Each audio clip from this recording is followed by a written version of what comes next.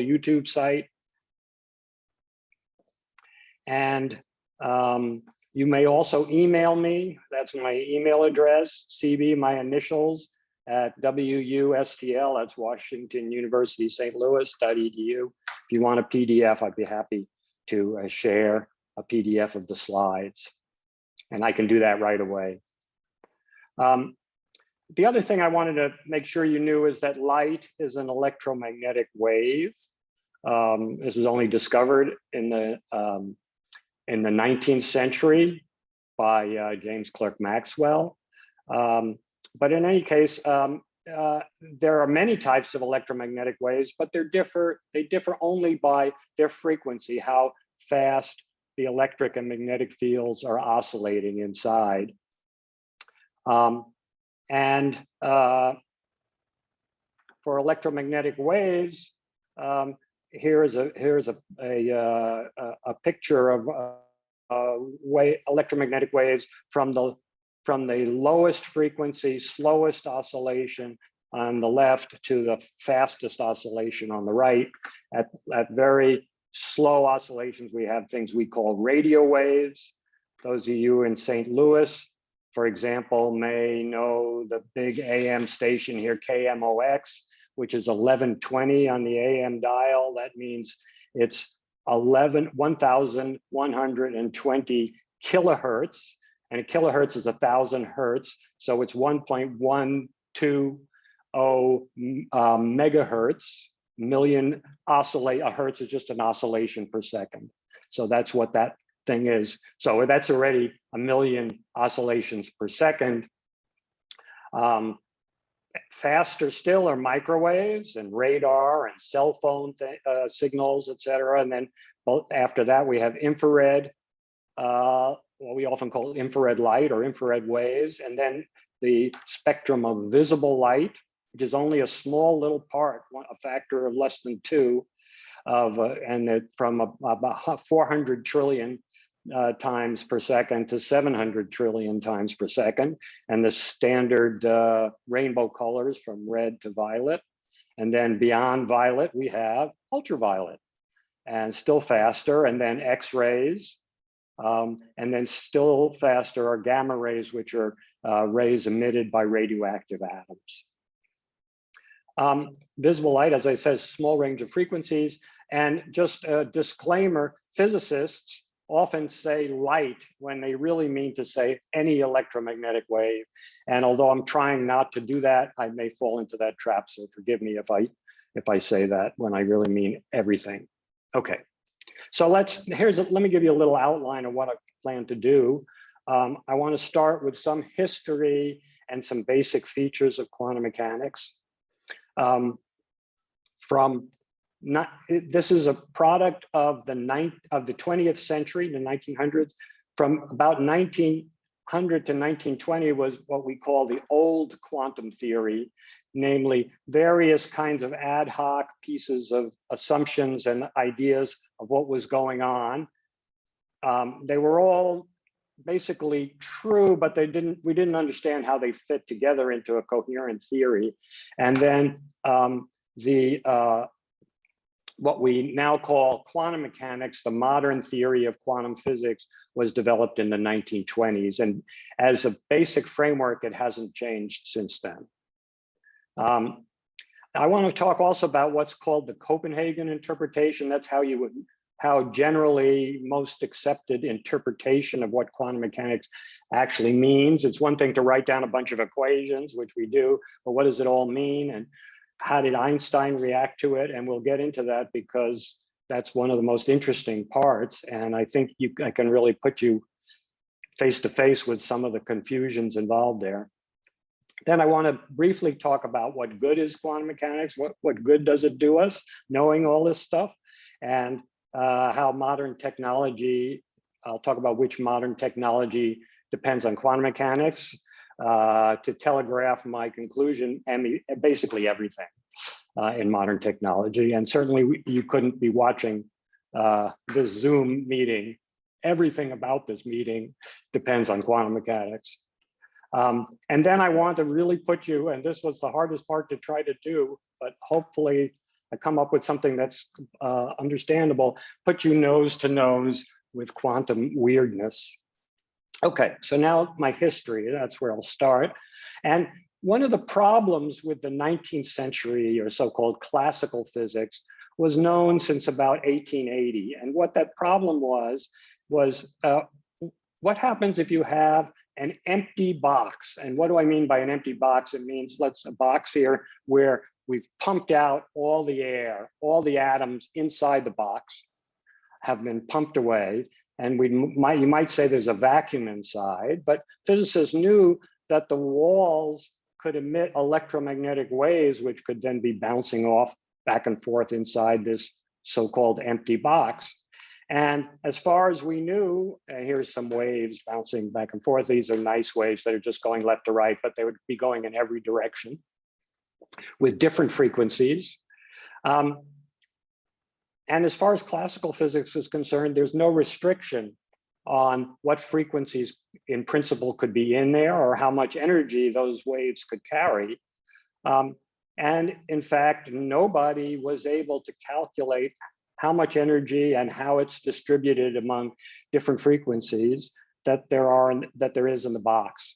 The actual distribution of energy was a mystery. It had been measured experimentally, but nobody could calculate it. In 1900, a famous physicist, Lord Rayleigh, showed, in fact, that the classical laws of physics imply that in each little range of frequencies inside the box, there is a fixed amount of energy. And if you think about it for a little bit, that's really bad because there's no limit to the amount of frequencies. The highest any frequency could be in that box. And if every frequency carries a fixed amount of energy, then since you can go up to infinite frequencies, there would be an infinite amount of energy in the box. And that's bad news. I mean, because we know that the box doesn't have infinite energy. In fact, this was described as a catastrophe. It wasn't a real catastrophe, but it was, boxes don't have infinite amount of energy, but it was a catastrophe of our understanding. So the first actual calculation that got the right answer was shortly after this time, and that was by Max Planck, later in 1900, and he was the first to calculate the observed energy distribution. Excuse me. And in order to do that, he had to make an assumption, which is the first assumption that came of quantum mechanics. He had to assume that electromagnetic waves with a certain frequency, which I've called F for frequency, could only have energies that were multiples, whole number multiples of a fixed amount. And the fixed amount was E, energy. And for a frequency F, you take the frequency and multiply by a constant, which he called H, a new constant of nature, which hadn't been known before. And you get an amount of energy. And the waves have multiples of that energy, but nothing in between. It can have E, or 2E, or 3E, or 7E, or 17,000 E, but not 3.1 E or 19.77 E, only integer multiples of that amount. And H was a new constant of nature that he introduced. It's now called Planck's constant. And this H times F or E is the fundamental quantity, which became called quantum, the fundamental quantity of energy in an electromagnetic wave that has frequency F. And one such quantum, if you have just the smallest amount of energy in that frequency, if you have just one such quantum, you call it a photon. And that's what a photon is. It's the smallest quantum of electromagnetic energy, the smallest quantity of electromagnetic energy. And this is the first time like a quantity like energy, which had been assumed to be arbitrary, was found to be quantized, only coming in fixed multiples of a basic amount. we say that it only has discrete values, certain specific values, nothing in between. It's like butter. If you go to the supermarket and you want to buy butter, you can't buy any amount of butter. You have to buy an integer number of sticks of butter. And in fact, at least, you know, in the old days, you could take them out of the package and buy one stick. I don't know if you can still do that, but or now you may have to buy 4 sticks at a time, a pound. Anyway, but you can't buy half a stick. Just try it, see how Schnooks likes that. And the same thing here, you can't get half of the energy or 1.5 of E. You can get E, 2E, 3E, etc. There's no limit to the maximum amount of energy you can have. And there's no limit to the maximum amount of butter you can buy at Schnooks. You just have to buy it in fixed sticks. Okay. So by the way, this constant, Planck's constant, also often occurs not as by itself, but divided by 2 times pi, where pi is the thing relating, you know, the description of a circle, 3.14159, etc. And that appears so much in quantum mechanics. Physicists give it a special symbol, which is an H with a little line through it. It's pronounced H bar. And oh, I guess you can't see. So there's my T-shirt here, which is a physicist's T-shirt from the Physics Institute in Spain. So we like this H bar. Okay. So that was one aspect of where quantum mechanics was first that we realized that there were these quantization, or things came in specific amounts, not arbitrary amounts, multiples of a smallest amount.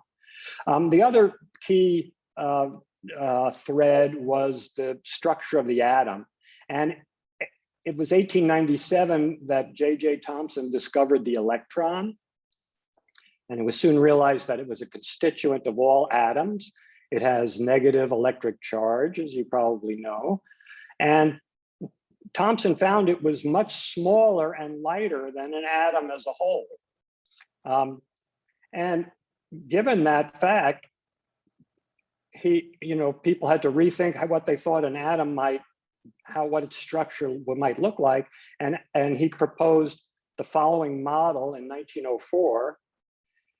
Imagine that the atom was a heavy blob, here represented in violet, of positive charge, and then a few tiny negatively charged electrons embedded in it. And this one has 7 electrons embedded in it, so this would be an atom of nitrogen. This model was called the plum pudding model, which confused me for 49 years. Until giving this lecture, I looked up why it was called a plum pudding. You have to be British to understand this. This is a plum pudding. We would call it a raisin cake. Pudding is just a generic term for a dessert, usually a lower class dessert, a sweet, moist dessert. And plums is a generic term, at least it was in 1900, for any dried fruit. So a raisin cake is a plum pudding. Anyway, this is the plum pudding model. But that didn't last very long, because in 1911, Ernest Rutherford discovered that the positive charge in the atom was not all spread out in this pudding. Oh, I didn't say, maybe it was clear. I should have said in my plum pudding, the raisins were supposed to represent the electrons and the pudding is the positive charge. In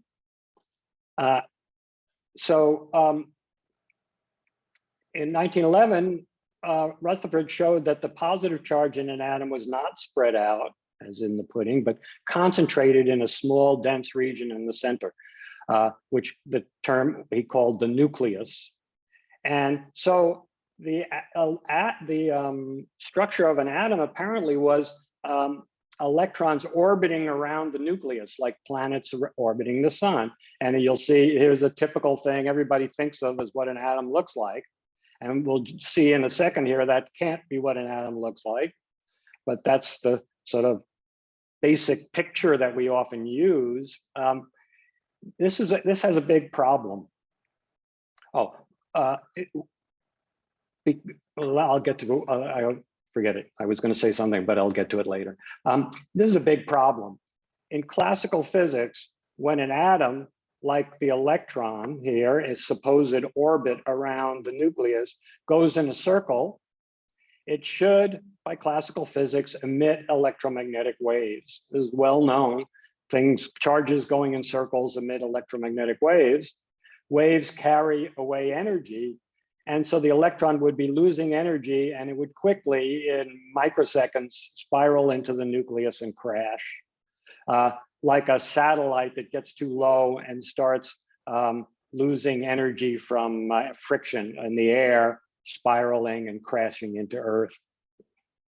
And so, according to classical physics, no atom is stable. Oh, and by the way, if the electrons would crash into the nucleus, what's wrong with that? Why can't they just be sitting on the surface of the nucleus? Well, then the atom is much too small. We knew the size of atoms, and the nucleus is only 1/10,000th the size of an atom. So electrons can't be on its surface. They have to be somehow around it in a big, we would now say, cloud around the nucleus. Okay, so this problem was somewhat solved in 1913 by Niels Bohr. Here's a picture of a young Niels Bohr in 1913. And he assumed that, like another example of quantization, only certain energies of the electrons in orbit around the nucleus were allowed. And in this picture here, this schematic picture, the nucleus is in the center, and these are supposed to represent possible orbits that are allowed, labeled from the lowest energy, and is 1 here, to with increasing energy, here is 2, and here is 3. And again, assumed, didn't really understand, but assumed that electromagnetic energy wouldn't be emitted all the time, like classical physics said, but would only be emitted when the electron jumps from one of these possible orbits to a lower one, loses a certain amount of energy in that process, and emits that amount of energy as a photon with the given amount of energy. So in this example, it's jumping from here to here. Such a jump, by the way, from one allowed thing to another is called a quantum leap. That term is everywhere in standard language these days, but it's used for a big jump often. And that's exactly what it doesn't mean, because this is an atom, and this is a very, very tiny change in energy when it jumps between these two. It goes from one allowed thing to another without really passing through the possible orbits between, because they're not allowed. So in some sense, it's a discrete jump, sometimes used correctly in that sense, but it isn't big. And according to Bohr, the lowest level here, when it was in its lowest possible level, it was stable. The atom was stable, but only by fiat. Because there's no lower level to jump to, and he said it only can emit energy when it jumps to a lower energy level. Since there's no level, it can't jump, so it has to stay there, so it's stable. It's not really a very good explanation, as you can tell. The model works pretty well for the simplest atom, which is hydrogen. It misses some details, which became more and more clear as the decade went on, the teens. But it's also increasingly wrong as the number of electrons increases for bigger atoms. And even worse, more importantly, the model is ad hoc. It's not built on any underlying theory, as you can tell. So there's no way to justify or improve it. But it was a start. Okay, so that gave you a few of the basic ideas from the early period. the development of a coherent picture began in the 1920s, early in the 20s. And the first really important thing for us is in 1924, where Louis de Broglie, a Frenchman, postulated that electrons and all other particles also had a wave nature. In some sense, they could act like waves, although he didn't know how or why or what the wave was. And this wave picture helped explain Bohr's quantization of electron orbits. Let me try to give you a little sense of why that helped. The idea was the electron had some kind of wave, and this solid line is supposed to represent the wave. We don't really know what's waving at this point yet, but something is waving. And the only waves that were allowed were the waves that could complete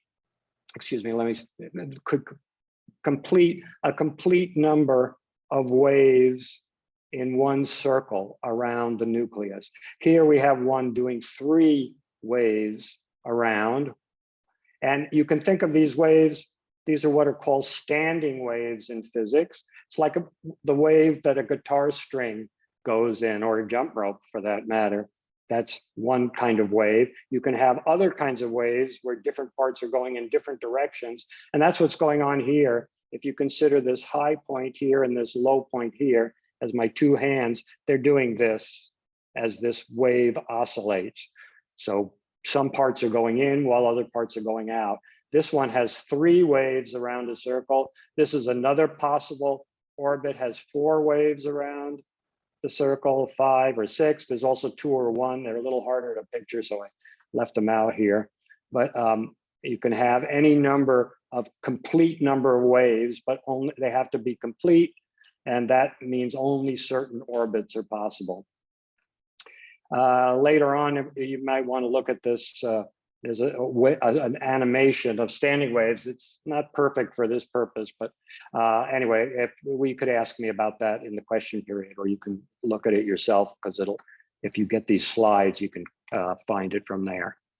This is a nice picture, but de Broglie offered no clear idea about what was waving, and what does it mean to say that the electron acts like a wave. And after all, when an experimenter tries to observe an electron and find out where it is, it's found to be basically in one place or another, not spread out over the whole orbit like a wave. So what does it mean to think of it as a wave, or think of an electron wave? What is that wave? Nobody knew. And even without knowing what the wave was, we got good at calculating what the waves were. By 1926, when Erwin Schrodinger, which is like some approximation of the correct German pronunciation, but now I'll just say Schrodinger like everybody else in the US.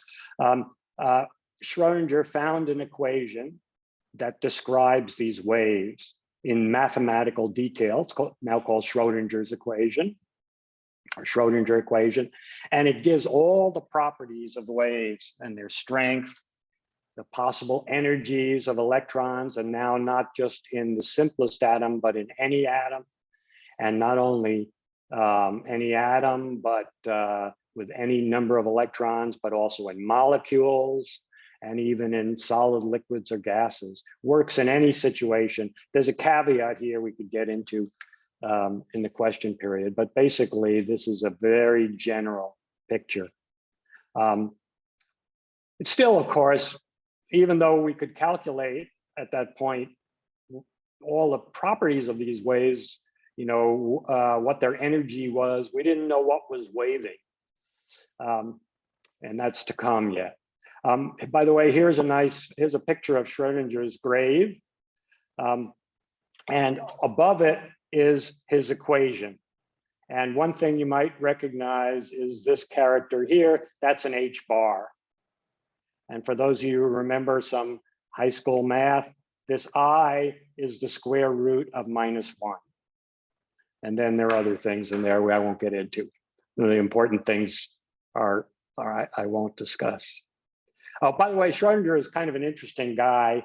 He got the Nobel Prize in 1933, but he was denied tenure at Oxford in 1934. And the reason was his quote unquote unconventional living arrangements.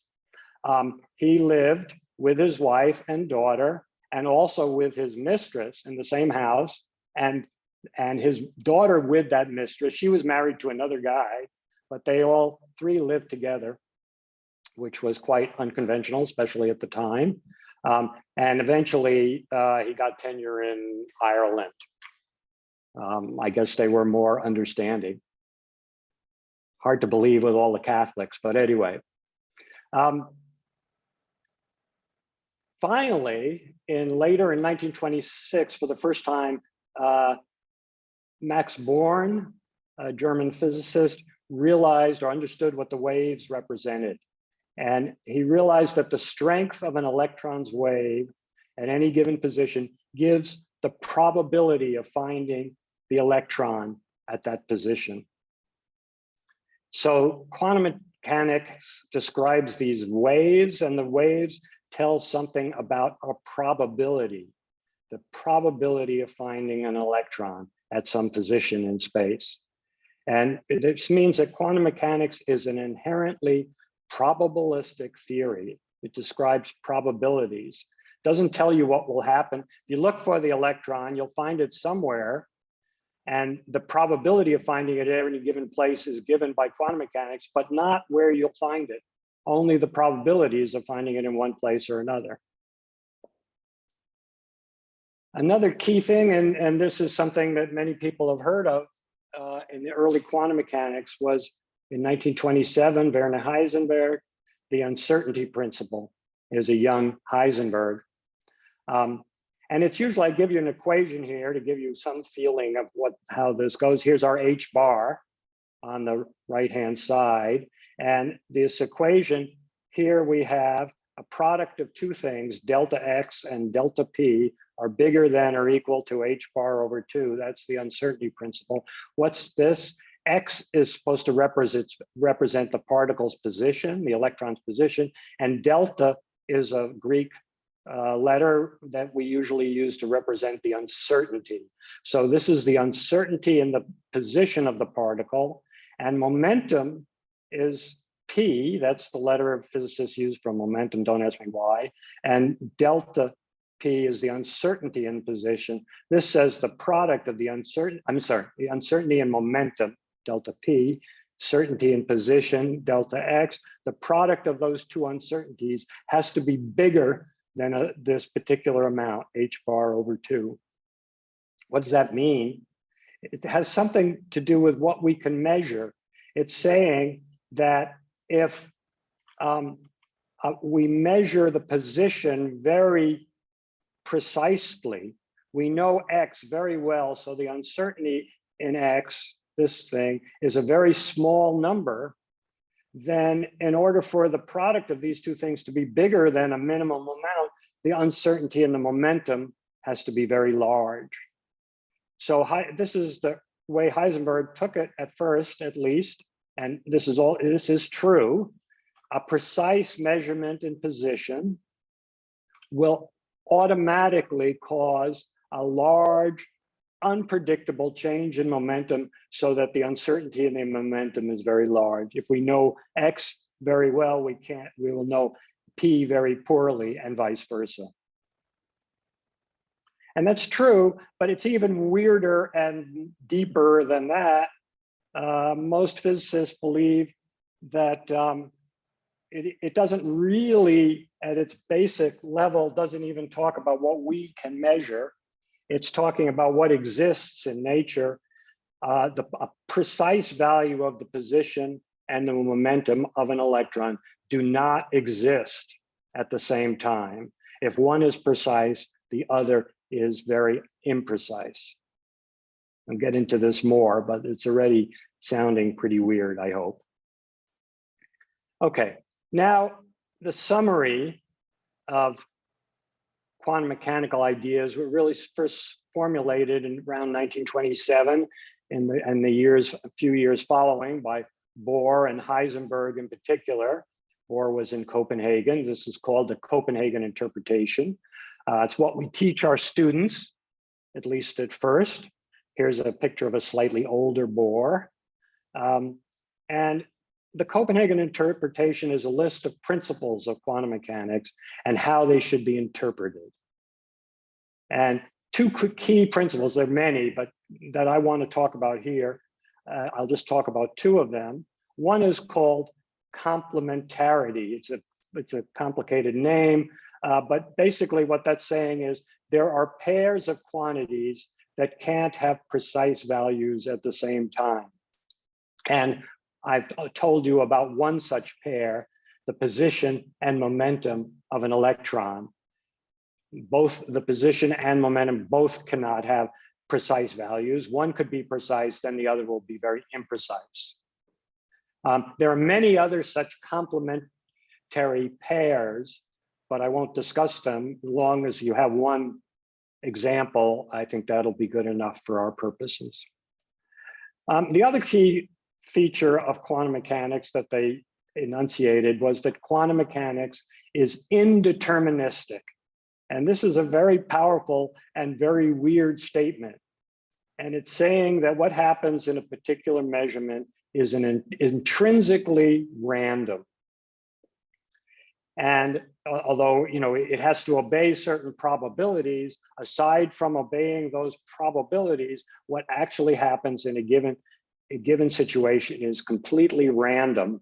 And you can, if you want to know whether the probabilities quantum mechanics predicted are true, you have to do the experiment many times. You know, it may say the electron has a 10% chance of being found over here and a 90% chance of being found over here. So you do that experiment a million times and you should find it over here 100,000 times and over here 900,000 times. But in any given case, there's no way of predicting and of knowing which one will come out.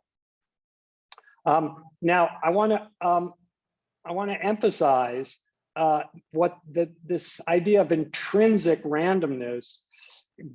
You're used to things that seem random, like we used to use the idea if you flip a coin, it's random whether it comes up heads or tails, and we think of that as kind of random, but it isn't really random.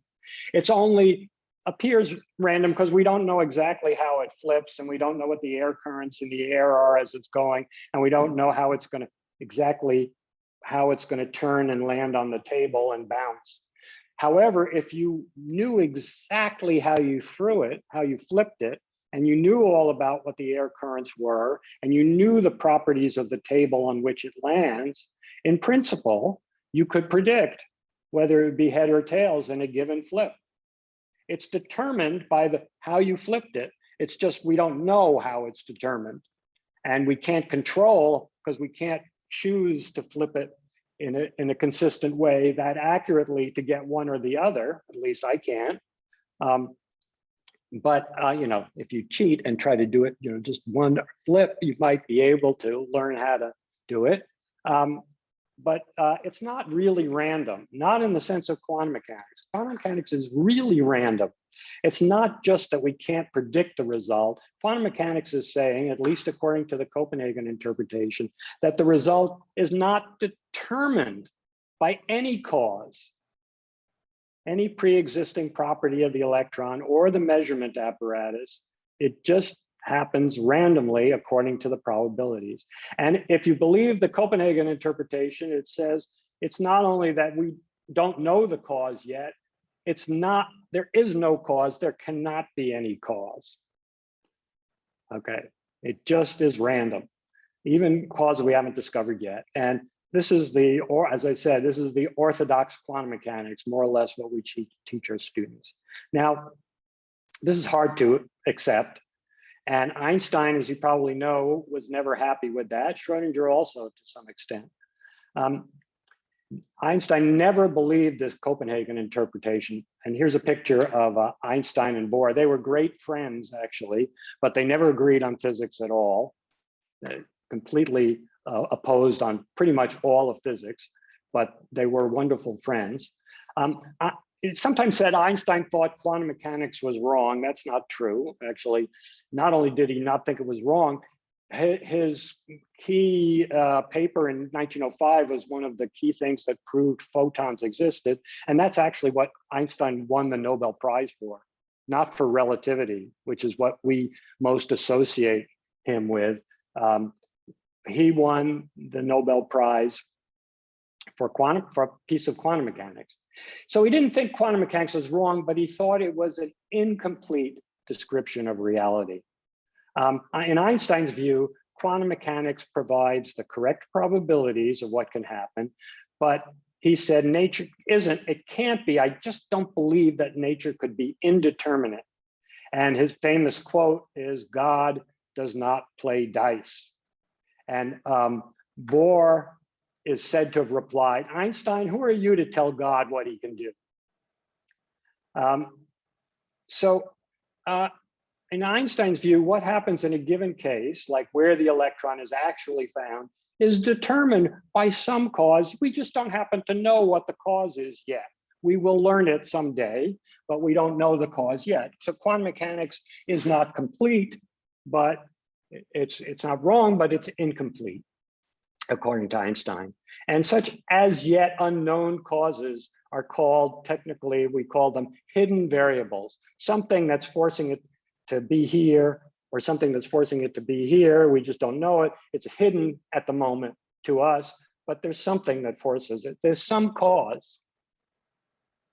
And Einstein's view sounds completely reasonable. In fact, if you're not an expert in quantum mechanics, it sounds a lot more reasonable than the Copenhagen interpretation, for sure.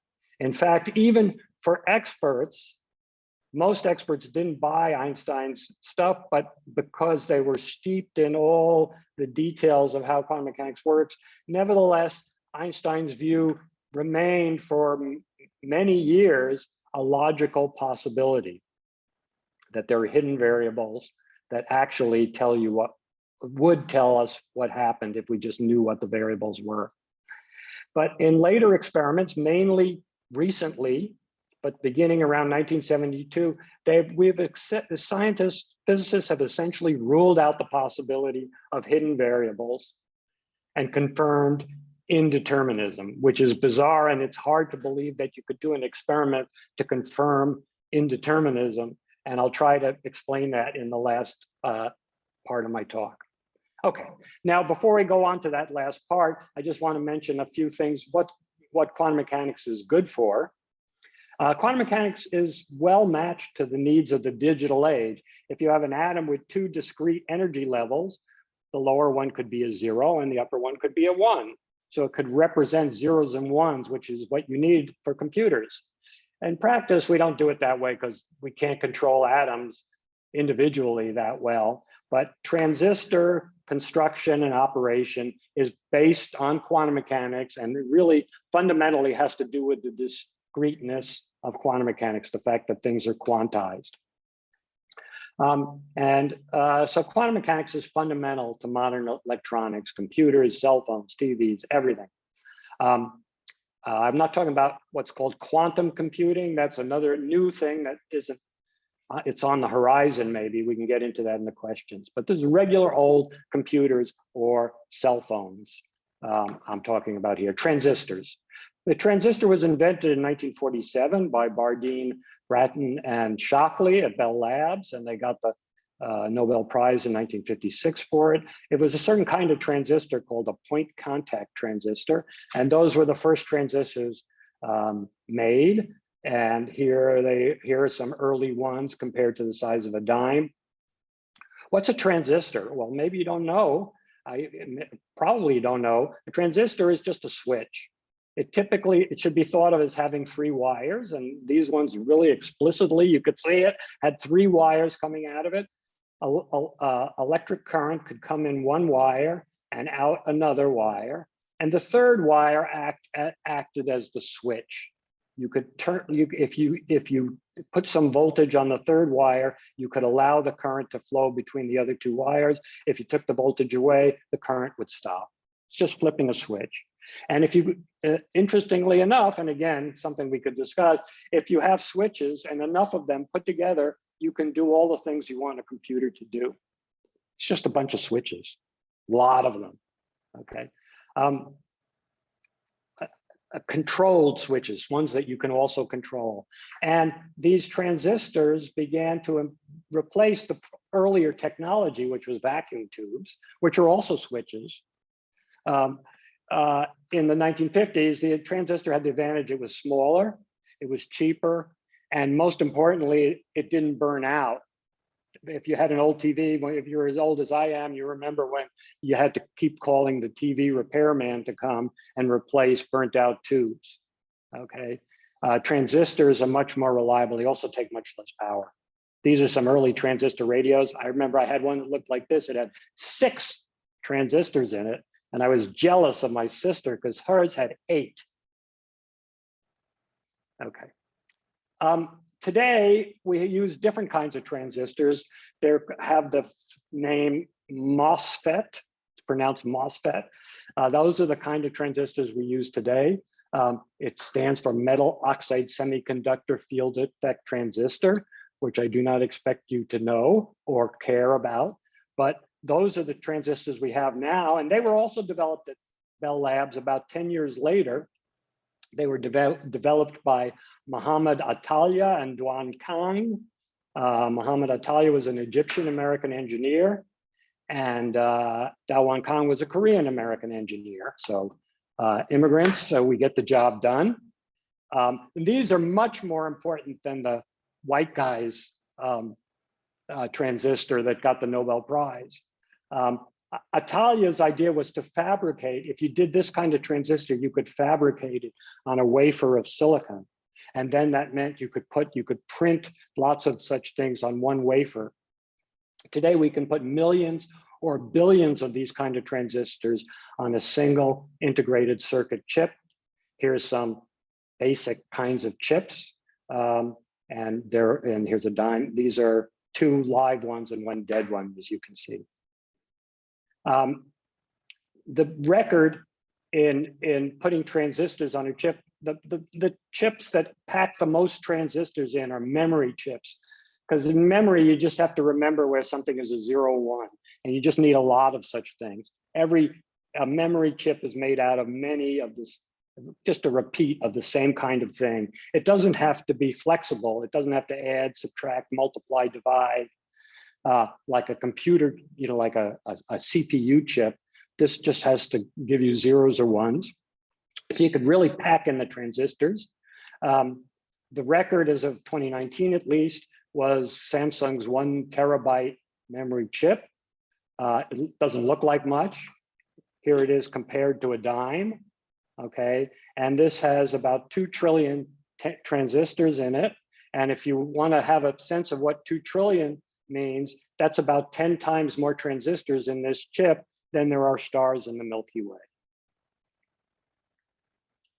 Okay, some other quantum mechanic uses. Lasers are completely quantum mechanical, and even as you listen to me now, it's coming probably through fiber optics, at least, and close to your house. And fiber optics use lasers. And so quantum mechanics also goes into the internet in that way. CD, DVD players, that's use lasers, laser surgery. LED lights are quantum mechanical. In fact, an LED light is to a ordinary incandescent light bulb exactly the same way that a transistor is to a vacuum tube. A vacuum tube is basically like a light bulb that just has 1 extra wire in that acts as a switch. And an LED light, the LEDs just have 2, they're diodes. They only have 2 wires, just like a light bulb. GPS is not really quantum mechanical. It's basically classical. Classical in the sense, not quantum mechanics. It does use relativity, but not quantum mechanics. Although in practice, the way you find out where you are is by comparing how long it takes signals to get to you from a bunch of satellites. And in order to know when they left, the satellites have to tell you exactly when the pulse left them. So the satellites have to have very accurate clocks. And the only accurate clocks that are accurate enough are atomic clocks, which are quantum mechanical. So in that sense, GPS also depends on quantum mechanics. Okay, and before we go on, I like this quote by James Kakalios, physicist. The beautiful aspect to this is quantum mechanics, is that the scientists who developed it were not trying to make a cell phone. They were not trying to invent a CD player. If you went to Schrodinger in 1926 and said, nice equation, Erwin, what's it good for? He's not going to say, well, if you want to store music in a compact digital format. Okay. So now on to weirdness. And I know I'm over, but I'm going to forge ahead here. You got to know about weirdness. I claimed that the quantum world is indeterminate, that a system really can be in a combination of apparently mutually exclusive states. The electron could be both, in some sense, here and here with different probabilities at the same time.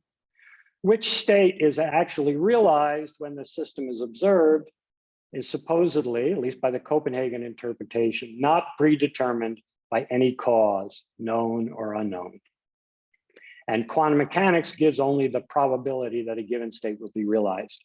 Nothing can predict which one will be realized, only the probabilities. This which will be realized is not determined in advance, so nothing can possibly predict it. And it's actually very good experimental evidence for this crazy sounding idea. And if you believe in science and experiment, then you're forced into this crazy idea, sorry. Okay, and I'll describe an analogy to one such experiment. This analogy is as tight an analogy as I can make. It corresponds precisely to a possible quantum mechanics setup. But the only difference is instead of applying it to electrons like it or photons that like it could be really done in real life, I'm going to imagine that quantum mechanics will apply to some macroscopic objects. And so then we won't have to talk about obscure properties of electrons and photons. So here is my analogy. The analogy is a quantum mechanical ball bearing factory, a factory that makes quantum mechanical ball bearings. What's a ball bearing? Here's a ball bearing. It's just a tiny little metal ball that goes inside bearings, inside engines and things that allow one bar to roll on something else so it doesn't have a lot of friction. So in an alliterative statement, the quantum ball bearing factory makes ball bearings in batches, okay? And we're imagining that this factory is going to make these ball bearings, and they'll come out of the factory. They're still going to be hot and soft as they come out, but they'll soon cool enough to proper hardness. And so here's what we're going to have. Here's the quantum ball bearings factory, and they make a batch of ball bearings, and then they send them on a conveyor belt here. One ball bearing from the batch, they'll send on a conveyor belt to Letitia, so named because she's on the left, and another ball bearing to Ricardo, so named because he's on the right. And the ball bearings come out, they're still hot when they come out, but by the time they get down to Letitia and Ricardo, they've cooled enough, and Letitia and Ricardo are quality control engineers. They are going to be measuring, checking with a caliper here, whether the ball bearing is round enough. They're going to check the roundness of the ball bearings in that batch. So here's the picture again. And after each test, Letitia and Ricardo will record the batch number, first batch, second batch, third batch, and whether the tested ball bearing was round enough, in which case they mark R for round, or it was too irregular, they mark an I for irregular. And we're going to imagine here that ball bearings and their roundness property behave quantum mechanically, like quantum mechanical objects like electrons. In reality, ball bearings, although they're kind of small, are much too large, composed of too many atoms for quantum mechanic effects to be evident. It's not that they're not there, they're just not evident. But we're going to imagine that they are. Okay, so at the end of the week, Letitia and Ricardo get together. They've had thousands of batches by the end of the week, and they compare their results. And here is the table they make, for example. And I just started the table. There'll be thousands and thousands of these by the end of the week. Batch number, Letitia found the first one to be round, R, but Ricardo found his on his side to be irregular. And the next one, they both found irregular. Third one, Letitia found irregular, Ricardo found round, etc. Thousands of batches, so they have good statistics. And if you go through it, each finds an apparently random way, 37% of the time, each finds that theirs is round, R, and 63% of the time it's irregular, I. The interesting thing is if you look at this table, and as they look at it, they're surprised to note that they never both found the same batch. They never both found R, both the ball bearings on the same batch are both round enough. One might find R, or maybe they both find the ball is irregular, but they never both find roundness. So these are really quantum mechanical ball bearings, and they are prepared in some special way in the factory. We're going to learn more about how they must have been prepared. But they never both find R. The quantum mechanical explanation would be each ball bearing comes from the factory in some combination state. The term we use is superposition of round and irregular. When it's tested, though, it becomes either round 37% of the time or irregular 63% of the time, but randomly. Nothing determines in advance which result will occur in a given case. But if that's true, how does Ricardo's ball bearing, quote, know to be irregular if Letitia's ball bearing is round and vice versa, because they never both round? Well, according to quantum mechanics, there's a possibility that the two quantum states of the two ball bearings have been entangled. That means correlated in the production process. This happens in quantum mechanics. And what that translates to meaning is that the instant one of them happens to be measured to be round enough, an effect is transmitted to the other, forcing it to be irregular. Okay, well, that is pretty weird. Einstein, in fact, said this is crazy. It involves spooky action at a distance, this effect that's transmitted all of a sudden over to the other side. Is what he called spooky action at a distance. Why go through all that mess? You don't need that. Just imagine that the factory determines in advance whether each ball bearing will be found to be round or irregular. We don't know how they do it yet. Some hidden variable fixes a ball bearing to be either round or irregular. They set those hidden variables. They're makers. We don't know who the makers are. We'll call them elves. The elves in the factory just adjust the hidden variables for each ball bearing they send out to ensure that they never send two R's out at the same time. So Einstein has no trouble. This is perfectly fine if you assume that there's some hidden variables that determine whether it's R or I in advance. You don't need this spooky action at a distance. Great. Well, and that argument just kind of went back and forth for a long time, but John Bell, an Irish physicist in 1964, showed that you could have a definitive test between quantum mechanics and hidden variables if the testers could choose each time among two or more different complementary measurements. And what we're going to do is allow Letitia and Ricardo now have an option to make a different measurement.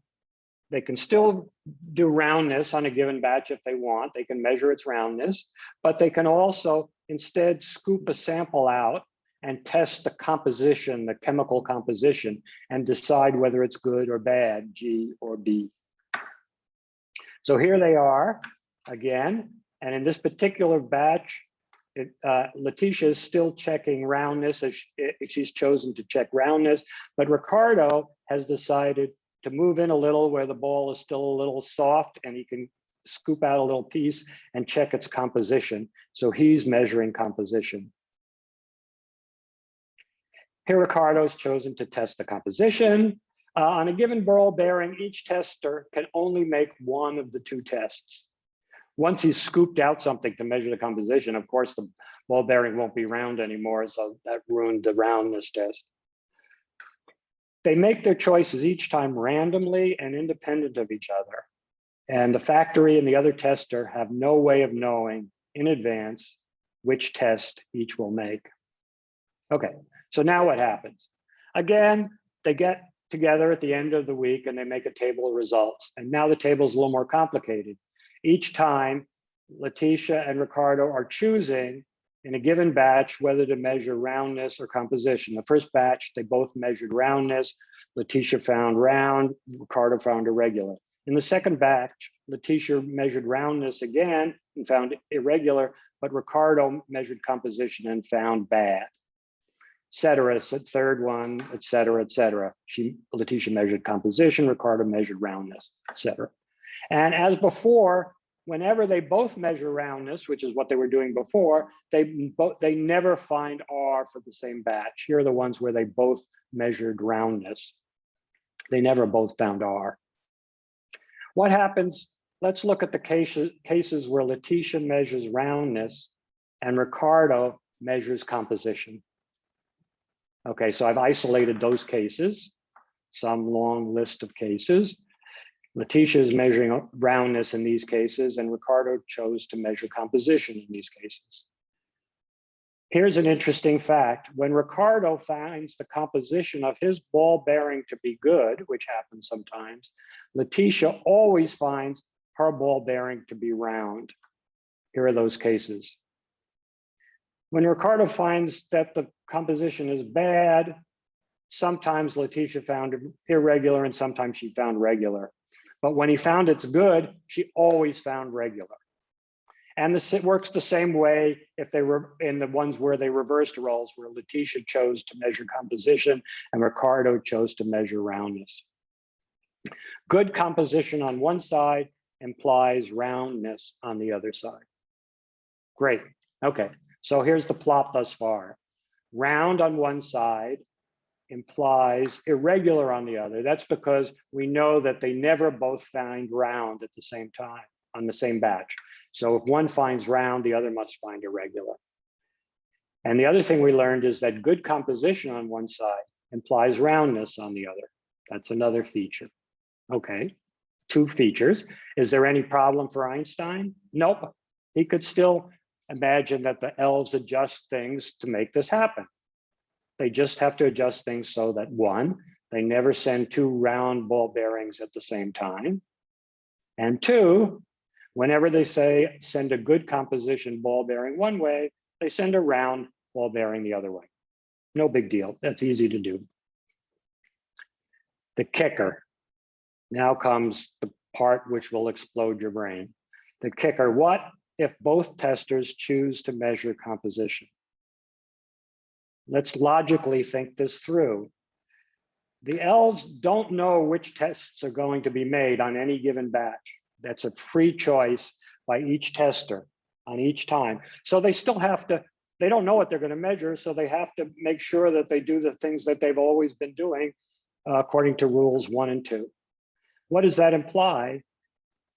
That implies, if you think about it, and I'll argue it, if they both choose to measure composition, it must be true that the testers can never send two good composition ball bearings at the same time. Why?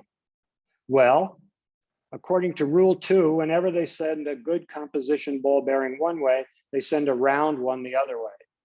If they were both good composition ball bearings, they'd have to send round ones the other way, which means both ball bearings would need to be round. But that is impossible because we've discovered that they never send two round bearings at the same time.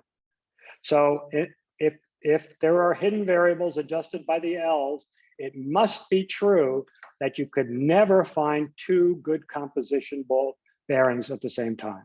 So let's look at the case where they both measure the composition. Two good compositions don't occur often, but they do happen.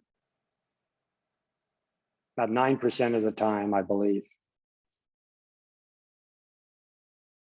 Holy smokes. So logically, if they were setting things in advance, this couldn't happen. There is no logical possible choice of hidden variables that could make this happen, along with the results of the other tests. It's just logically incompatible with what we already know from the other tests. Therefore, hidden variables fails. Okay, so conclusions. Quantum mechanics, with its indeterminism and spooky action at a distance, wins. What's happening in the quantum version? The factory produces ball bearings in what we call superposition states. Each ball bearing is both round and irregular and has both good and bad composition. I left out the and sign symbol there. Only when a property is measured does the ball bearing take on a single value.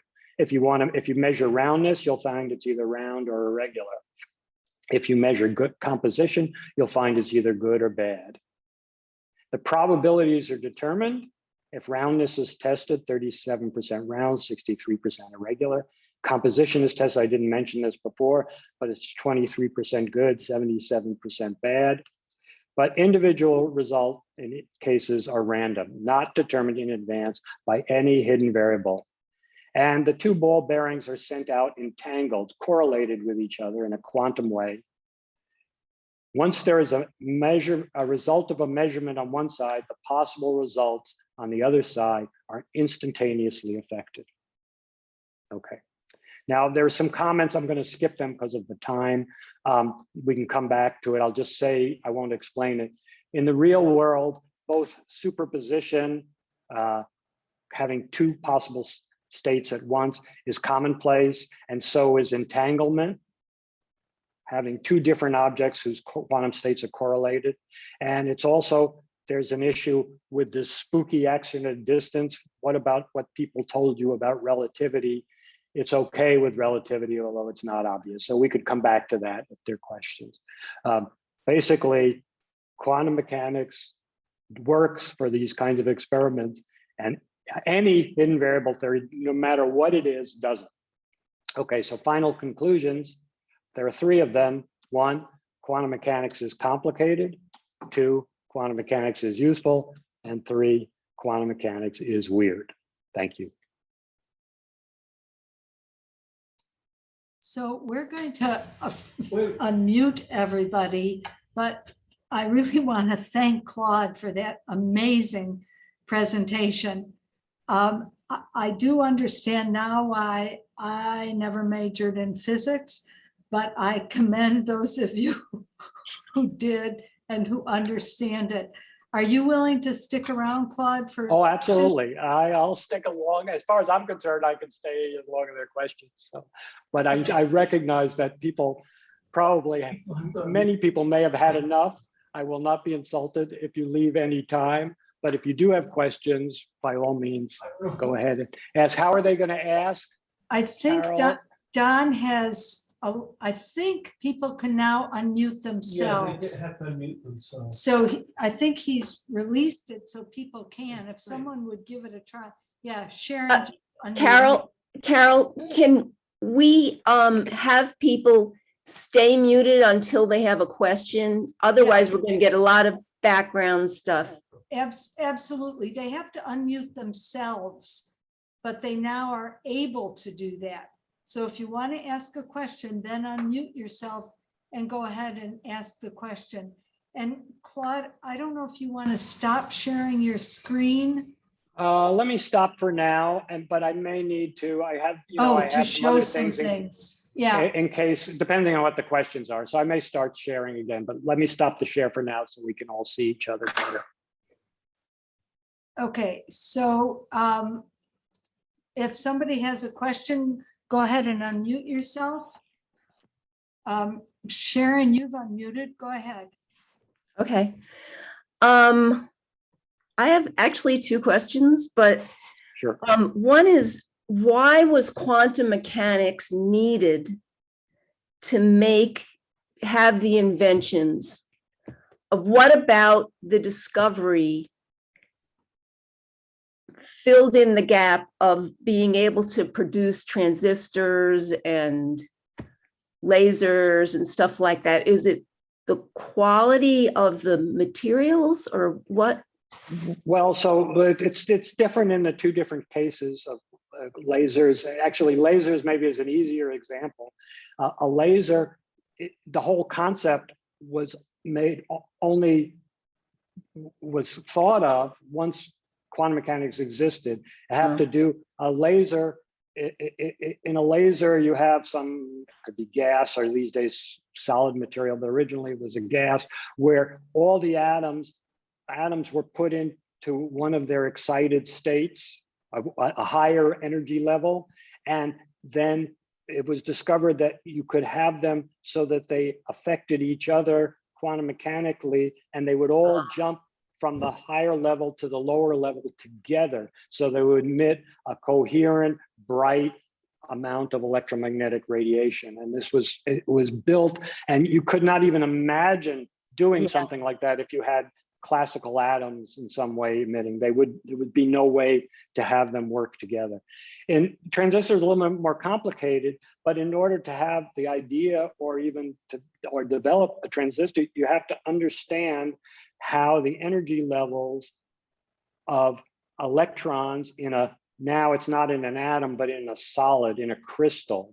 And that was something that quantum mechanics was applied to crystals, and particular crystals of silicon is what we use it for, in the 1930s by various people. Physicist Bloch, B-L-O-C-H, is the name mainly associated with this. I forget his first name right now. But it's only when you understand what those energy levels look like, and the way they are is different in materials which we call metals, which conduct electricity easily, and things we call insulators, like plastic and stuff that don't conduct electricity at all. And then things that are in between, which we call semiconductors.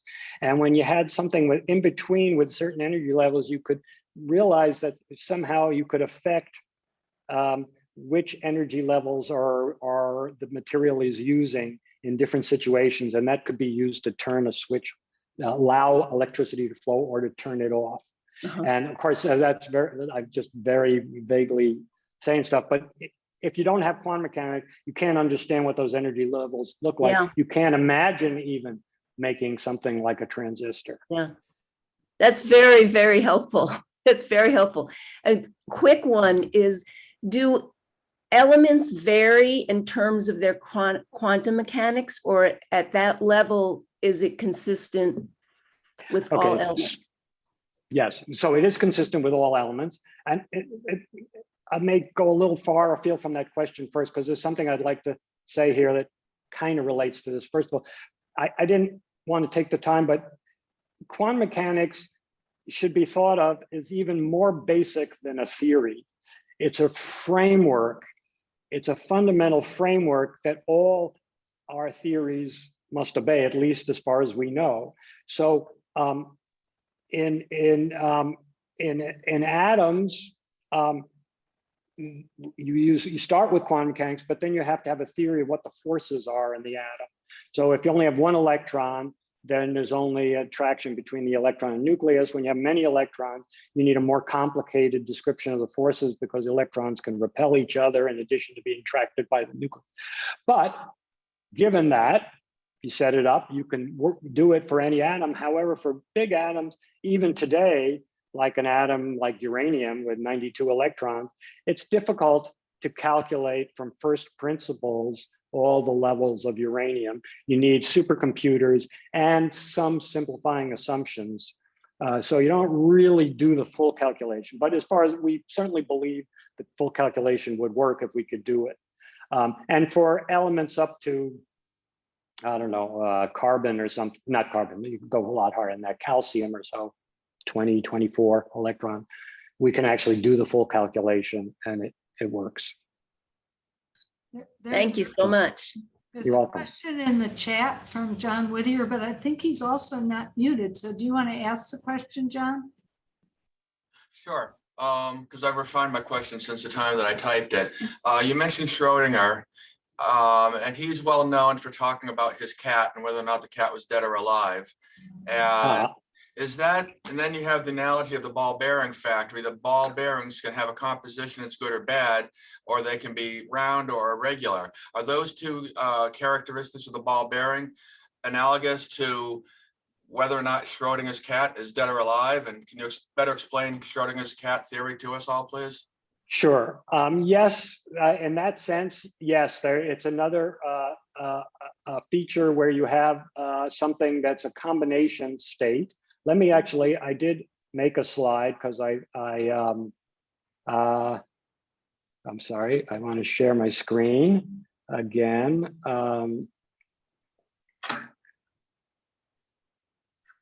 So I think I have somewhere here. So this is a famous thought experiment, as you say. The idea here is we have a quantum mechanical object here, which is a radioactive atom, one single atom, and it has a certain probability of decaying. Let's say it has a probability of 50% of decaying after in a period of 1 hour.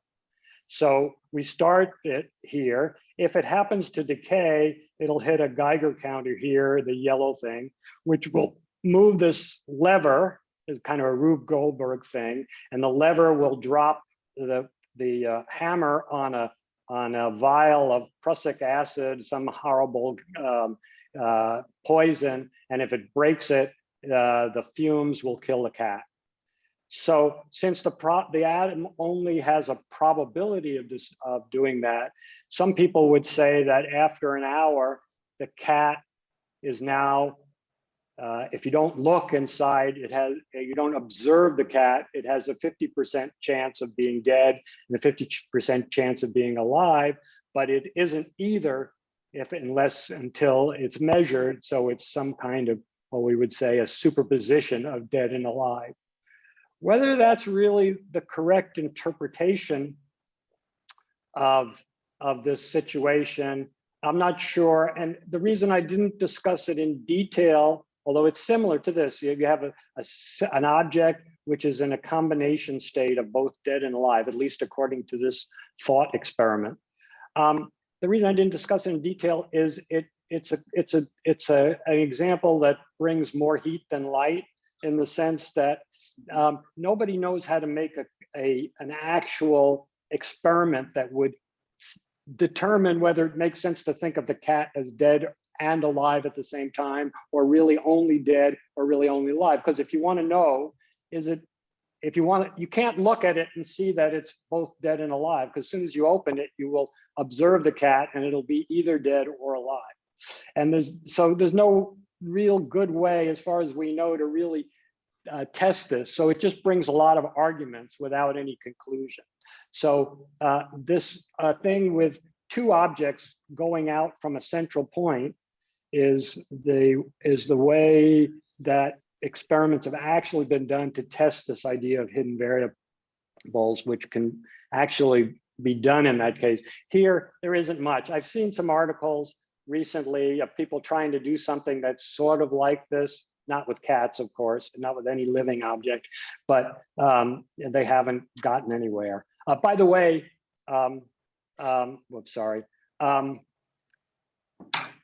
Schrodinger, remember I told you about his interesting, unusual family relations. The two women in the household didn't get along, the mistress and the wife. So that was called Schrodinger's cat fight. Okay. Done. Okay. All right. Well, thank All right. Andy Jackson has a question. Andy, you need to unmute yourself. Okay, thanks, Claude. This has been great. I think I read someplace that it would be possible to send a message from one side of the world to the other side of the world by doing something by having entangled atoms and separating them and sending one to the other side of the world, and then doing something to the one that you had on your side of the world? And is that a real thing? Is that really possible? Yes and no, I think not exactly as you described it. Let me go back. I think I'll go back this way. The person sending these things you could send something quantum mechanically from a central place to somewhere, and you could encode information in that object. And you can use quantum mechanics both to encode the information and to make sure that nobody is eavesdropping on that on the way. If they try to measure it on the way, you'll find out when it's checked at the end.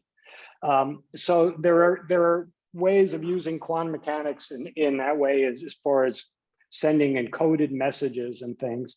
However, the actual case, and this is what I was saying about the spooky action at a distance, you're not using that. You cannot use that spooky action at a distance to transmit information.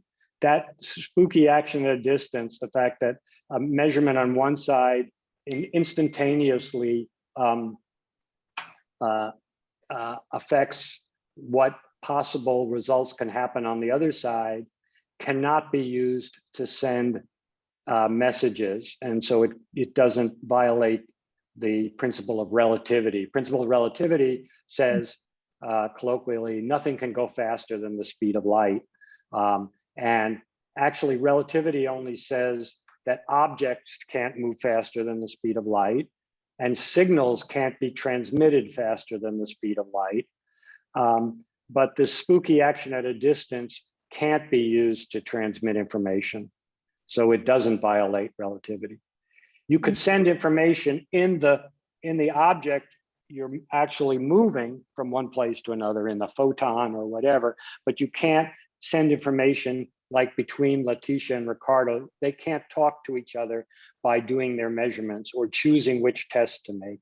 They can choose which test to make, but since they can't control what results they get, they can't affect in a controlled way what the other person sees. So they can't use it to transmit any information to the other person. Letitia can't tell Ricardo something by choosing to measure composition as opposed to roundness. Because she can't, if she chooses to measure roundness, she can't control what she gets. And the same thing if she chooses to measure composition. So in that way, it doesn't violate relativity. But these general ideas of entanglement give you lots of possibilities of things you can do. And one is to send encoded messages and have them be proofed to make sure that they aren't intercepted wrongly on the way. Of course, I'm not sure we want perfect unbreakable codes because as soon as we have them, bad guys will use them. So, you know, everything comes with a plus and a minus. I think Brian Vandenberg had a question. If you do, you need to unmute yourself. No, I think Claude answered it, but let me just try to reformulate it. First, I want to thank you, Claude. This is really a terrifically clear and detailed and simple explanation of what is not clear, very detailed, very confusing. So this was an enormous job of enlightenment on your part for us. So thank you. This has really been terrific.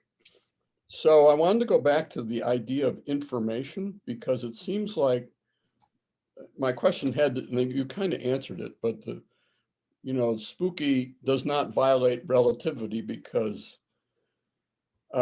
it doesn't communicate information. So I guess number one, information here is defined in terms of something communicated by electromagnetic waves. Is that correct?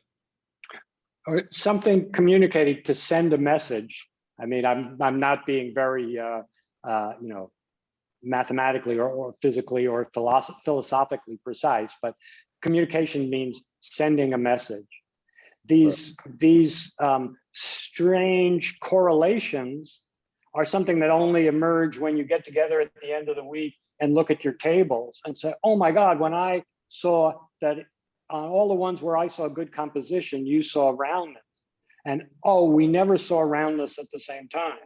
But as they're doing the experiments all through the week, they have no idea, and there's no way to tell what the other person is measuring, and there's no information from their measurements about what's happening on the other side. There's no way they can tell until they get together at the end. So in that sense, no information is being transmitted between them, at least in the form of signals in what relativity talks about. Right. So, but it gets back to the assumption that information takes a certain form. Yes, it does. And you could say, you know, there's spooky action addition is information in some form. It's some effect, Right. whatever an effect is, because when this happens on this side, then only certain things immediately are possible or not possible on the other side immediately, no matter how far apart they are. And these new experiments, these modern experiments, you take atoms or two photons even that are entangled, send them, you know, kilometers apart and measure something at the same time on both sides.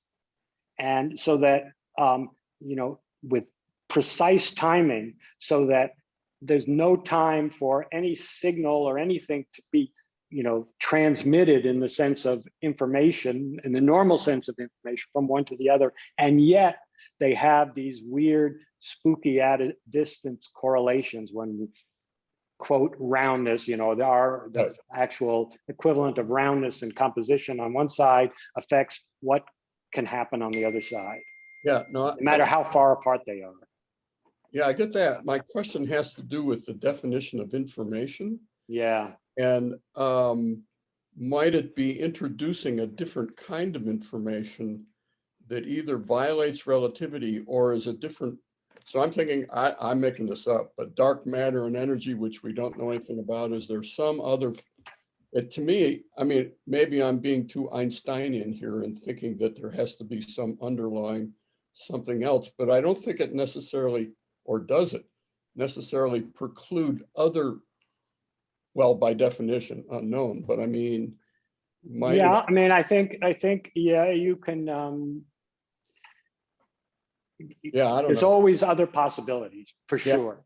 I Quantum just, mechanics is for sure, and if I wouldn't be a scientist if I said this is the final answer and there's nothing beyond. We don't know that. What we do know is that the simple idea that these things are determined in advance by hidden variables, which are what we call local, they're properties of the ball bearings themselves, sent in one direction or the other direction, that they're sent in advance when they're created, and then they determine what happens at the end. That thing leads to a logical contradiction. What really is happening depends on things like what do you call information, what else could be going on, what is quantum mechanics, what does ultimate reality look like, and I don't know, and I don't think anybody knows any of that stuff, you know. So all things are possible, but at this level, we've never found any problem with all the predictions of probabilities of quantum mechanics wherever it's been applied. And B, these alternative theories that seem on the face of them much more reasonable, any normal person would like them better than this weird stuff, don't work. I mean, they're ruled out by experiments. So that's a great answer. Yeah. Thank you very much, Yeah. Claude. You're welcome. So Devereaux has a hand up, but you need to unmute. Hi, Claude. Thank you so much for tonight. I've learned quite a bit. Sure. But I know you skipped through this part on the comments really quickly, and this is the part where I'm a little bit confused. So we've got superposition, which I'm not 100% sure about, and entanglement, which I'm not 100% sure about. We've got spooky action at a distance, which I thought you attributed to Einstein. And now we've got the principle of relativity, which is that the principle of relativity that is attributed to Einstein? Okay, all right, let's go through this slide like I actually spent some time on it, because I didn't, I just flipped through it. So first of all, let's go back to the previous slide. The quantum mechanical version of what happened involves two quantum mechanical concepts. One is superposition, that an object like an electron, and in our imaginary case, a ball bearing, can be in combination states with varying, apparently, with different and apparently contradictory characteristics, like a ball bearing that is both round and irregular at the same time, or has both good and bad composition. And it's only a superposition is something that has both of them at the same time, both round and irregular, or both good and bad at the same time. Only when a property is measured does the ball bearing take on a single value. So that's what superposition is, something where it's in a combination, a single ball bearing is in a combination of two contradictory states at the same time. So that's like Schrodinger's cat, who is dead and alive at the same time until we measure. Perhaps, yes. Yeah, right. I don't want to get too much into the cat, but yeah, certainly an electron can be, can be both here and there in a very real sense at the same time, with some probability of being here and some probability of being there. And if you measure it, you'll find it one place or the other, but before that, it's sort of both. The other feature of this thing that's important is that the two ball bearings are entangled. That means two different ball bearings have their quantum states correlated with each other. And when one is measured, the quantum state of one ball bearing is measured on one side, that affects what possible answers you could get from a measurement on the other side. And that instantaneous effect of measuring on one side and then instantaneously affecting what could happen on the other side is what Einstein called spooky action at a distance. He didn't like that. Spooky was meant to be a pejorative term. He didn't like that. That is in quantum mechanics. He called it spooky, but it is what quantum mechanics is. That's in it. Okay, that kind of long distance effect, measurement on one side affects what happens on the other side instantaneously, is in quantum mechanics.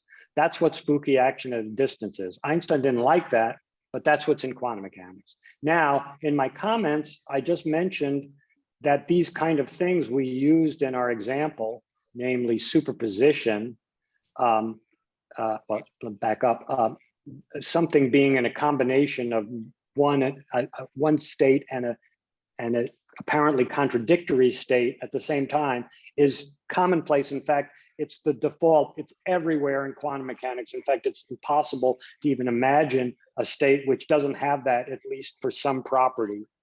It's always like that. If the electron can be here and here in one state, and that's a superposition. If you measure it, you'll find it here or there, but not before. Entangled states, that's when you have two different particles in different places that are somehow have their quantum states entangled with or correlated with each other. That's also very common. For example, if you have an electron in an atom and it jumps between a higher and lower level, usually it emits just one photon, but every once in a while it emits two photons which go out. And those two photons are automatically correlated with each other. And entangled is the word we use. So they're automatically entangled. They will be entangled. So entanglement is not something that's rare. It's something that happens all the time in quantum mechanics. However, it's only recently that we got to the technical skill to produce entanglements of any desired type, like the kind that would be necessary to reproduce the analogy of my experiment with two electrons, to have just the right entanglement that would give this kinds of results that I talked about that really showed the weirdness very clearly. Okay, so superposition and entanglement are real things and they happen all the time in quantum mechanics. Now, the other thing is spooky action at a distance. The spooky is Einstein's word, but the action at a distance in quantum mechanics is real as far as we can tell. I mean, that's what the experiments seem to show. When you measure on one side, it immediately affects what results can happen on the other side. It seems like it violates, Einstein didn't say it this way, but it seems like it violates a principle of relativity. And the fact that he invented relativity is irrelevant here, but a principle of relativity is nothing can go faster than the speed of light. And it seems like I'm saying this action at a distance is going between one side and the other side instantaneously. Well, the light doesn't move instantaneously. It takes time, it's fast, but doesn't go instantaneously. And this could be millions of miles away in principle. And it's been done with them kilometers apart. And it happens instantaneously. So it seems to violate a principle of relativity, but when you go through it, you see that it kind of sneaks out in a loophole in what relativity actually says. Relativity says objects can't move faster than the speed of light. Well, this is no object going from one side to the other. It also says signals can't be transmitted faster than the speed of light. What's a signal? It's something that transmits an information, and then to apologize to Brian, I'm talking about information that can be used to do something in our ordinary sense of what information is, like you know, send right now, you know, this is people knowing something on Mars and instantaneously telling people on Earth, buy Bitcoin right now, because in 3 microseconds, the price is going to double. That if that were possible, you know, that would be a violation of relativity, because it takes, I forget how long, hours for light to get between us and Mars. So if they told us instantaneously, that would violate relativity. But if you think about exactly how this action at distance in quantum mechanics works, it doesn't do that. It doesn't allow Letitia and Ricardo far apart to communicate with each other. All quantum mechanics says is when the week is over and they get together and compare results, they find these weird correlations in their results that can't be explained by any way that the ball bearings could have been produced in advance in the center, in the factory.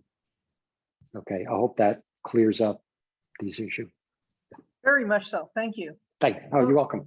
Jane and Steve, you are not muted. Is that because you wanted to ask a question? Yes, so I'd like to have Claude explain, at least to some extent, what qubits are and how quantum computing would work. Okay, good. So yeah, I didn't talk. So when I talked about computing, I was talking about ordinary computers, which use transistors, which also fundamentally use our understanding that comes from quantum mechanics, but they're not quantum computers. Let me see, I do have a slide on quantum computers here somewhere. Skip my final exam. Yes, okay. So as I said, while quantum mechanics is necessary for understanding how a transistor works, a transistor still represents only a classical, what's called a classical bit, namely it represents either 0 or 1, but not some combination of them.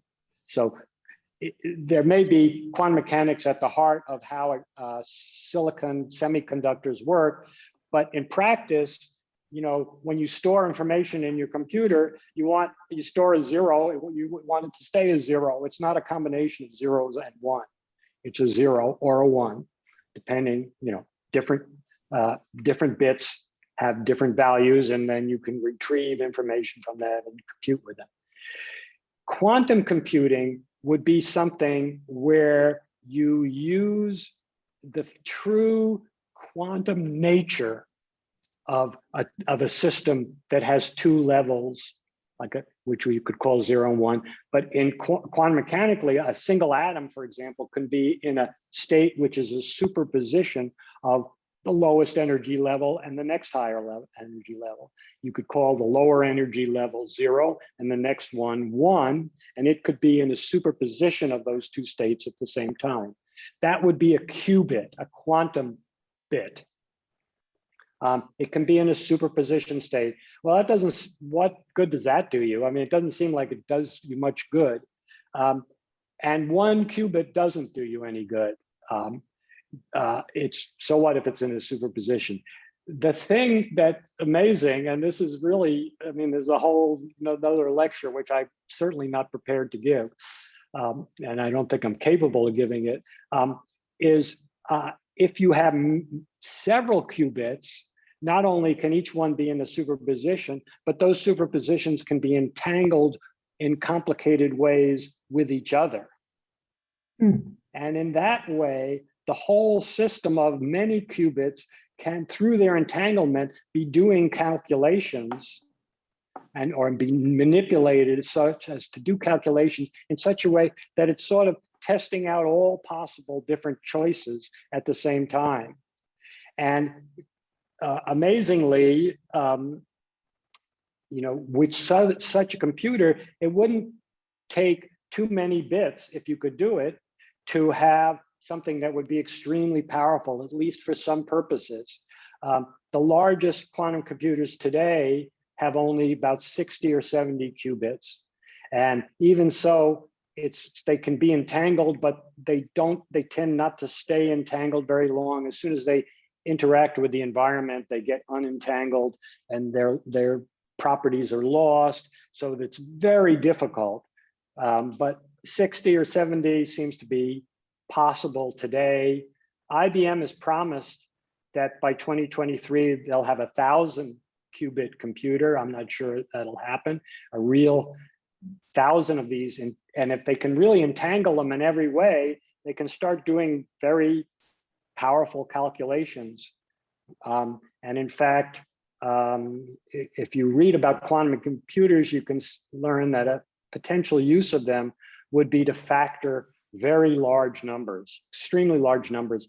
And if you know anything about encryption, factoring large numbers is how all encryption works. Because when you have a very large number that's a product of two themselves very big numbers, it's very hard to figure out what two numbers it came from.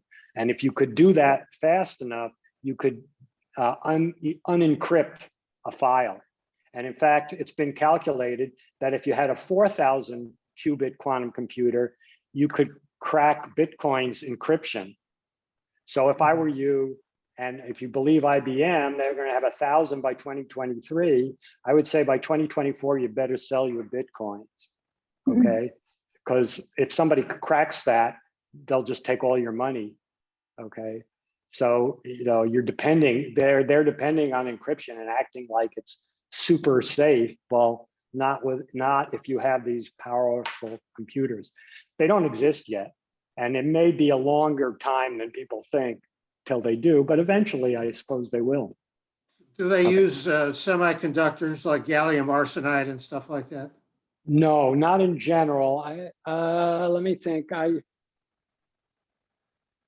No, as far as I know, not. They use either individual atoms that are kept in what are called little traps. So they're in a vacuum, but sort of held in place by electromagnetic fields. So it's a whole bunch of separate atoms near each other, but not touching.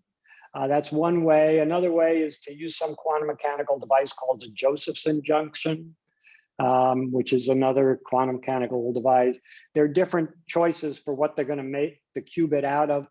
There are probably others, and if I was more up on it, I would be able to tell you. But as far as I know, not just the standard, semiconductors like silicon or gallium arsenide or things like that. Okay, thanks very much. Sure. I'm going to suggest that we all thank Claude for a most amazing presentation. I think the interest on the part of the audience and the extent to which people stay is just fantastic. Don turned on his computer at the same time. That was the feedback. But yes, but anyway, thank you very, very much to you for an amazing presentation, for helping us all to become at least somewhat, maybe significantly knowledgeable about quantum mechanics. And I learned that at least it doesn't mean there's a lot of mechanics working on something together.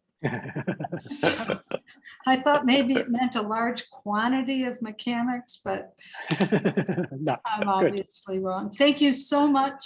Have You're a welcome. great You're welcome. evening. We'll see everybody on the first Friday of next month, when Heath Borders will be talking about social media. Very different topic. Mhm. Thank you all, Cool. and special thanks to Claude. Thank you, you. Claude. Yeah. so much. Great. You're welcome. Thank you. Thank you, Claude. You have to